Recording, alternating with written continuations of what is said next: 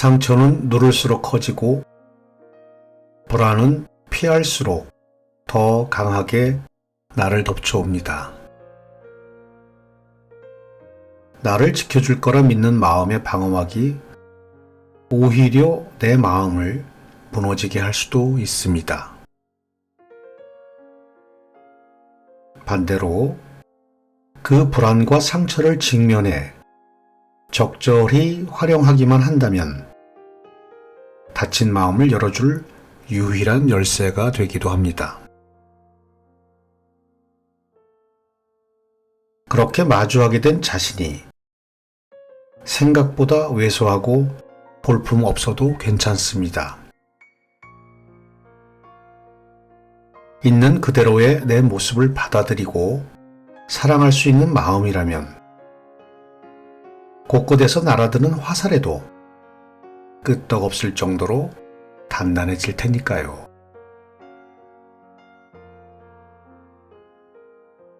안녕하십니까? 오늘도 여러분 곁으로 찾아온 책엔 깜씨입니다. 오늘 작품은 출판사 아르테에서 출간한 어쩐지 도망치고 싶더라니 라는 작품을 가지고 나왔습니다. 5명의 정신과 의사들이 팟캐스트로 사연을 듣고 설명해주는 방식으로 출발한 이 책에는 정신건강의학과를 배경으로 각자의 이유로 진료 실문을 두드린 5명의 내담자 이야기를 담고 있습니다. 이들은 자신을 가로막고 있는 마음의 방어막을 걷어내기로 결심한 사람들로 각자의 마음에 드리워진 방어막의 정체는 무엇인지, 어떤 상태인지에 대해 상담하여 그것을 걷어낼 수 있는 조언에 자신감을 불어넣기를 바라는 마음으로 성심껏 설명해주고 있습니다. 작가는 변하고 싶은데 주춤거리는 마음이 답답한가요? 알 수 없는 감정에 휘둘리는 일에 진력이 났나요? 또는 불안이나 상처로부터 대책 없이 도망치는 일이 지긋지긋한가요? 그렇다면 이젠 내면의 방어막을 마주할 준비가 된 것입니다. 여러분의 각자의 마음속 방어막을 발견할 수 있도록 길을 터주고 그 아래 감춰둔 불안과 상처 앞에서 담담할 수 있도록 마음의 채비를 돕는 것, 그것이 이 책의 바람이기도 합니다. 나는 왜 이럴까? 하는 질문을 스스로에게 던지며 그러한 문제들이 내 마음이 반복해서 그려내는 것은 패턴 탓은 아닐까? 하는 의심이 들면서 또한 사람들은 문제가 반복된다는 것을 알면서도 자기 마음을 들여다보는 대신 도망치는 쪽을 선택한다고 합니다.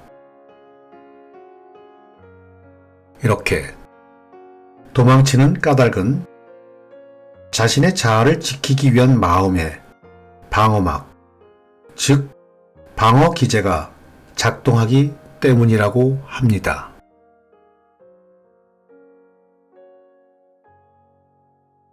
다섯 명의 주인공이 가진 사연은 누구나 겪을 수 있는 고민이 담겨져 있으며 5명 내담자들이 가진 내면의 방어막이 무엇인지 알아가는 과정에서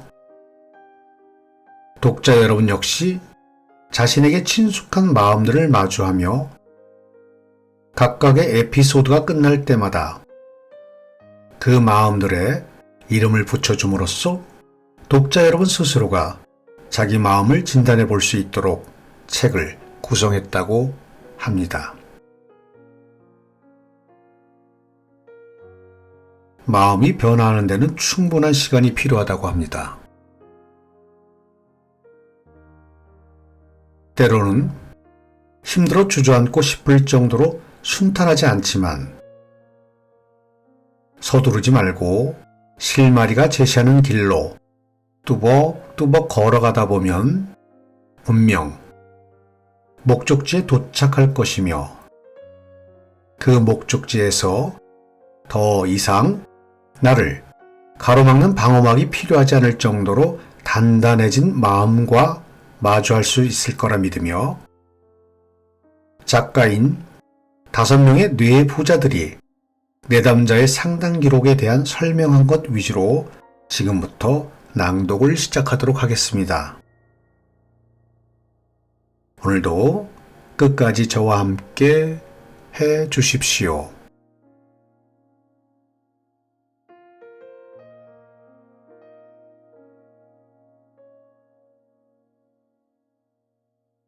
나를 사랑하는 게 이렇게 힘든 일이었다니.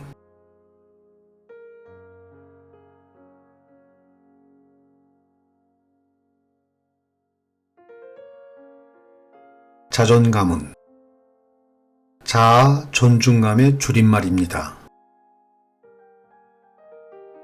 스스로 존중받을 만한 가치가 있는 사람이라고 생각하는 정도를 뜻합니다. 타인에 의해 평가의 인정에 따라 자존감이 결정된다고 믿습니다. 그래서 상대적으로 외적 조건이 뛰어난 사람들이 자존감이 높을 거라 생각하지요. 영 틀린 말은 아닙니다. 넌 멋져. 넌 훌륭해. 라고 이야기해주는 사람들이 주변에 있는 건 분명 자존감에 긍정적인 영향을 줍니다. 그렇지만 자존감을 결정하는 주체는 바로 나 자신입니다. 내가 나를 바라보는 시각의 문제이지요. 자존감이 낮은 사람들은 자신을 모자란 사람이라고 여깁니다. 그래서 타인이 너는 사실 괜찮은 사람이야 라는 신호가 담겨 있기를 바라며 자신에 대한 평가에 예민하게 반응합니다. 심리적인 고통을 줄이기 위한 진통제를 찾는다고 할 수 있습니다. 그런데 정작 레이더에 걸려드는 건 정반대의 메시지가 많습니다. 이미 마음속에 자리 잡은 나는 부족하다 라는 고정관념이 상대방이 보내는 신호를 실제보다 부정적으로 해석하도록 만들기 때문입니다. 좋은 평가를 받더라도 있는 그대로 받아들이지 못하고 이면에 다른 의도가 숨어 있다고 오해하기도 하지요. 또 어렵게 긍정적인 신호를 잡아내더라도 그 효과는 오래가지 못합니다. 스스로에 대한 부정적인 시각이 갖는 힘은 굉장히 커져 기껏해야 잠깐 억누를 수 있을 뿐이고 또 다시 너는 부족하지 않아 라고 대신 말해줄 누군가를 찾아 헤매게 됩니다. 타인의 칭찬과 관심을 끊임없이 갈구하는 인정 중독에 빠지는 것이지요. 인정 중독에 빠지는 사람들은 두 가지 모습을 보입니다. 하나는 자신의 능력을 과시하는 유형, 즉 성과를 실제보다 부풀려서 이야기하는 사람, 사소한 것까지 자랑을 늘어놓는 사람, 그런 사람 주변에 한 명쯤 있지 않나요?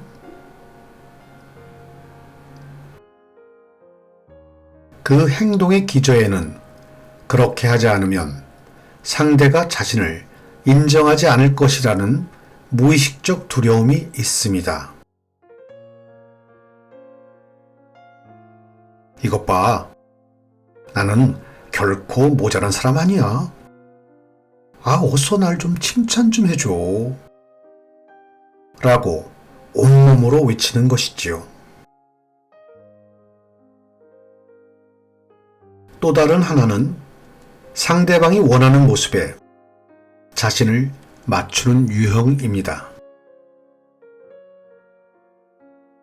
이런 유형의 사람들은 자신의 생각과 감정은 숨긴 채 다른 사람이 좋아할 만한 모습을 꾸며냅니다.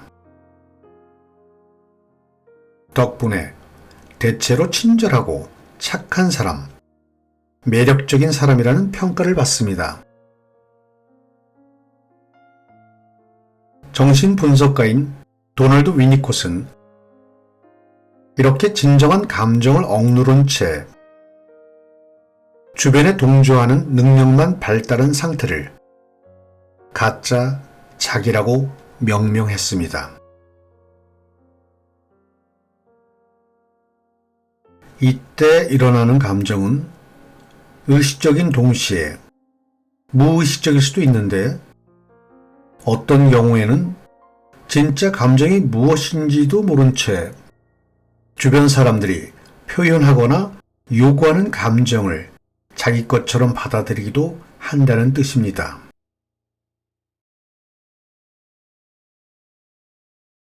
누구나 어느 정도의 가짜 자기를 가지고 있습니다. 문제는 그러한 가짜 자기가 진짜 나를 잠식할 정도로 삶에서 차지하는 비중이 늘어날 때 발생합니다.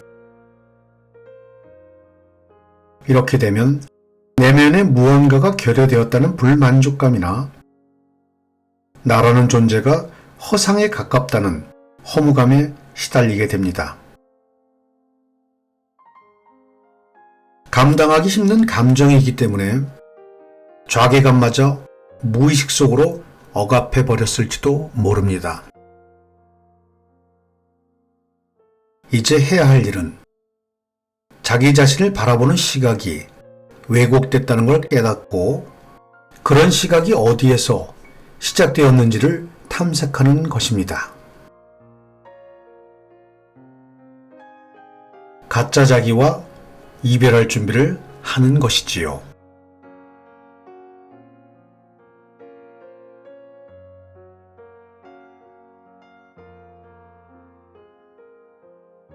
당신이 기억해낼 수 있는 가장 어린 시절은 언제인가요?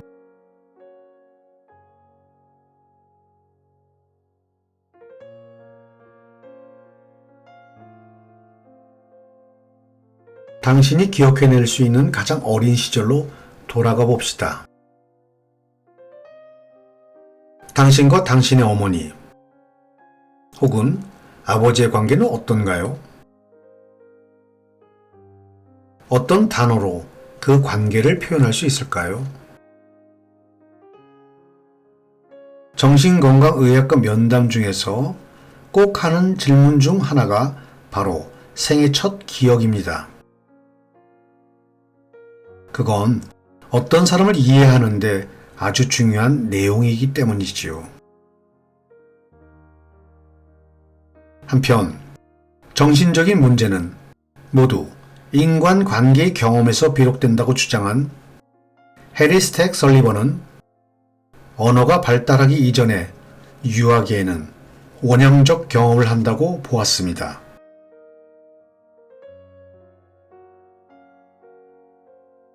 이 시기에 정확한 사건을 기억할 수는 없지만 주 양육자와의 관계에서 형성된 분위기나 감정, 느낌을 경험하고 기억하게 되죠. 그 경험이 어떤 사람들한테는 따뜻하고 포근하고 안전한 느낌일 수 있고, 또 어떤 사람한테는 차갑고 외롭고 불안정한 느낌일 수 있습니다.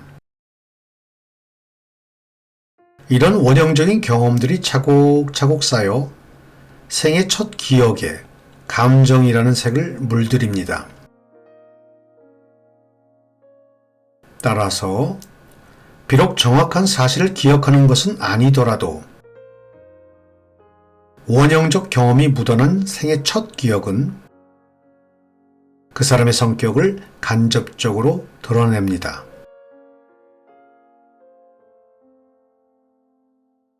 시간을 거슬러 생생하게 존재하는 기억일수록 우리의 내면을 비춰주는 빛 같은 것이라 할 수 있지요. 당신이 기억할 수 있는 가장 오래된 기억은 무엇인가요? 그 기억은 당신에게 어떤 느낌을 불러일으켰나요? 그 기억과 느낌이 지금 당신의 성격에 어떤 영향을 끼치는 것 같나요? 이런 질문을 스스로에게 던져보고 답을 찾으려고 노력해보세요.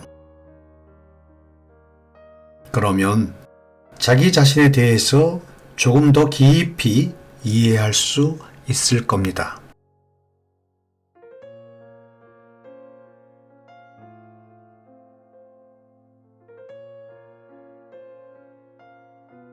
사람은 똑같은 잘못을 반복한다.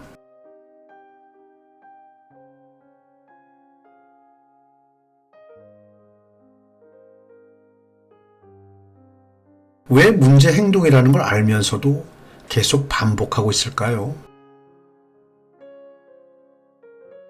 이런 현상이 일어나는 까닭은 무의식 속 갈등을 머리로 이해하긴 했지만 마음속으로는 아직 받아들이지 못했기 때문입니다. 살을 빼려면 야식을 먹으면 안 된다는 걸 알면서도 참지 못하고, 체력을 키우려면 규칙적으로 운동을 해야 한다는 걸 알면서도 실천하는 게 어렵지요. 문제를 아는 건 그리 어려운 과정이 아닙니다.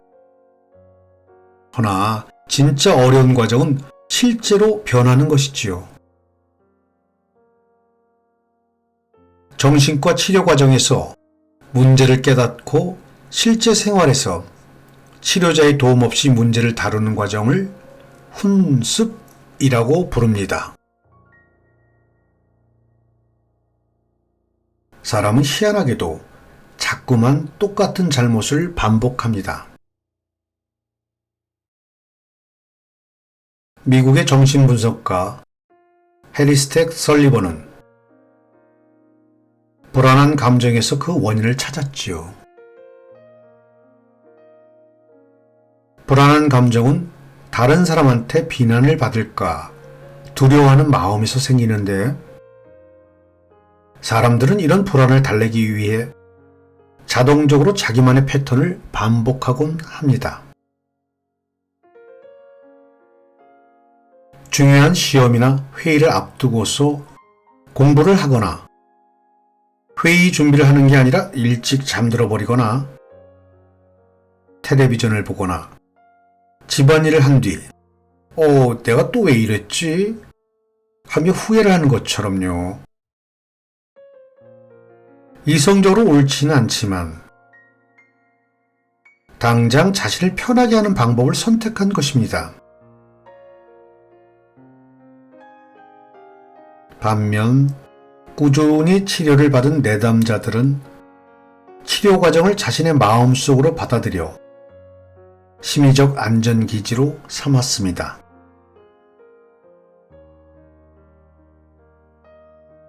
불안한 감정이 떠오르는 순간 마음속에 치료자를 불러내 치료 과정을 반복했지요.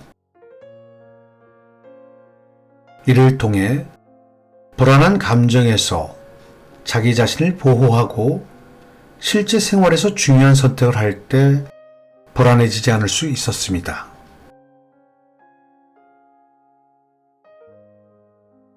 훈습의 과정은 멀고도 힘듭니다. 내담자들은 앞으로 몇 번이고 자신의 토끼굴, 즉 안전기지로 도망쳐 숨고 싶어질 것입니다. 그래도 내담자와 저는 이제 알고 있습니다. 잠깐 도망쳐도 괜찮다는 것을. 우리가 함께 만든 마음속 안전기지에서 지친 숨을 고르고 놀란 마음을 살살 달랜 뒤 용기를 내 다시 밖으로 나와도 된다는 것을. 그 과정이 지겹고 힘겨울 수 있지만 천천히 또 씩씩하게 자신이 바라는 방향으로 나아가고 있다는 사실을 말이지요.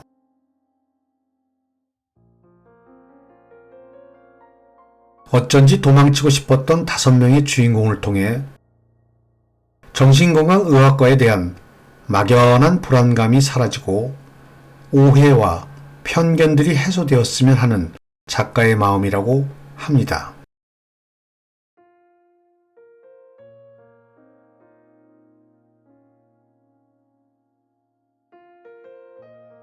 오늘 낭독은 여기까지 하겠습니다.